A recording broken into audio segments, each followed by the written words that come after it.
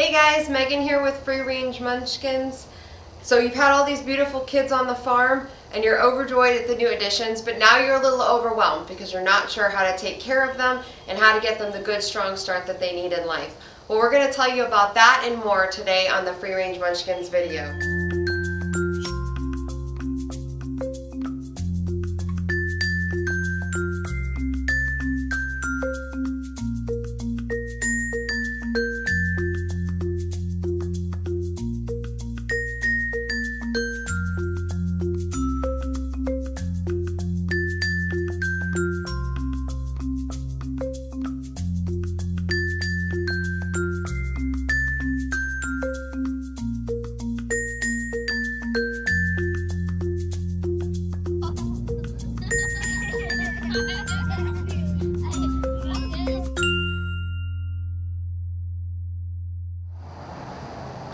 All right, so the first thing we're going to talk about today is relationship with mom. So one of the most important things when you're starting off is immediately after the kids are born, you want to make sure that they are bonding with mom. And so one of the ways that we do that is we have kidding stalls in our barn where mom and babies can be separated. Not only so that mom isn't disturbed while she's giving birth and she can be relaxed, but so they don't have anything else to worry about except bonding with each other immediately after they're born. So we keep them in the kidding stall together for about 3 days or so after the kids are born. This gives them a nice clean environment for them both to be able to heal. It gives them exclusive access without having to fight for food, hay, clean water, and whatnot. It also gives us a closed environment where we can monitor what the kids are doing, making sure they're latching on well to mom, that they're nursing well, that when they are latched on, they get the happy tail. If you notice in this clip that's going to be rolling right now, as soon as they latch on and the milk starts flowing, that little tail starts going 90 miles an hour, and we know that they've got a good milk flow. And if they have nice round bellies, that's a good thing. It shows that they're getting good milk supply from mom. So we give them all access to mom for 2 weeks after they have kidded. After about that 3-day period in the kidding stall, we open them up and we introduce them to the rest of the herd. However, we're still monitoring them. We're still watching to make sure that they don't have any signs of sickness, disease, or anything like that. Additionally, a couple of things that you want to look out for is continue to watch their growth. So you want to make sure that they're growing healthily. And we're going to show you a little video. Alright, so how do you get a bouncing bundle of fur onto a scale? I bet you're wondering. Well, we use a basket. So the first thing we're going to do is zeroize the basket. Use a big tall one here so they're less likely to jump out of it. Once we've zeroized the scale, there's a little knob here where we can adjust it. We've got it adjusted already. I'm going to take it off the scale just in case he decides to bounce for a minute. We'll let him sit. Oh, there we go, Quartz. Just hang on there. Alright, then we go ahead and weigh it. So he is 3 pounds, 1, 2, 3, 12 ounces. It's really important that you weigh them immediately after they're born so you know what their starting point is. And for that first week or so, we're weighing them every day just to make sure that their growth is progressing and that they're getting enough milk from mom.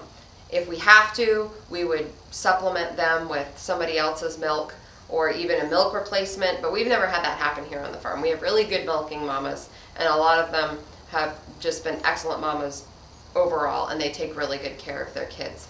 But another thing we're always watching with our kids is watching their poop, watching their stool, to make sure that it's proper.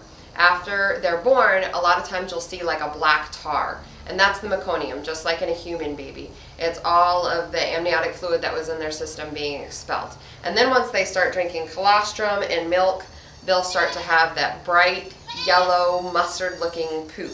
And that's completely normal for a nursing baby. And it should stay like that for about the first week or so. And that's completely normal. You'll watch mom clean it up. Sometimes it'll just fall on the barn floor, and that's completely fine. Now, a warning sign would be if they have diarrhea. And if that's the case, it'll be different. It'll be really runny to the point that it'll actually be caked on the back of their legs, it'll be caked on their tail, and it'll just be a mess. Diarrhea is always a warning sign of something going on. And one of the things, especially in new kids, that you want to look out for is called cokie. And just like humans can have a bacterial overgrowth such as yeast or whatever. It's basically the same thing in goats. Their immune systems aren't used to their surroundings yet, and although the kochi bacteria live in their system all the time, their immune system sometimes isn't strong enough to combat it, and it becomes an overgrowth situation, in which case you'll start seeing signs like diarrhea, going off by themselves, not wanting to nurse as much, being lethargic, and other such symptoms. If that's happens, they need to be treated for the kochi, because if it gets to a point where it's a complete overrun situation, you can actually lose your kid to kochi. They've called it the silent killer in the past because sometimes the symptoms are really easy to overlook. So one of the things that we do to combat kochi to start off with is to make sure that we are monitoring both mom and babies closely. And so after about 3 days, we actually worm mom, and we worm her with something nice and strong. We actually usually end up using some sort of chemical wormer like Quest or ivermectin. Those are actually horse wormers, but you can dose them for goats, and it's a really good, effective wormer, but it's also nice and gentle. You can use it all throughout pregnancy, and you can use it when they're nursing. You can even use it while they're nursing the kids. So that is one thing that we do for mom, because the parasites are generally most active 3 days after kidding. Now, the kids, we wait till they're about a week old, and then we start worming them as well, unless we see some other type of distress sign, like the diarrhea or other things. We like to start off by worming them with an herbal wormer to start off with. It's not necessarily the most traditional method, but we found it's most effective because not only is it combating the parasites that they may have come in contact with, but also it's helping build their immune system up to protect them against the kochi. So it's kind of a 2-in-1 thing. So that's a really good option. And we're going to have in the description below some links to some of the herbal wormers that you can buy pre-made and have shipped to your home, as well as a recipe for our homemade wormer that we feed to these guys as well.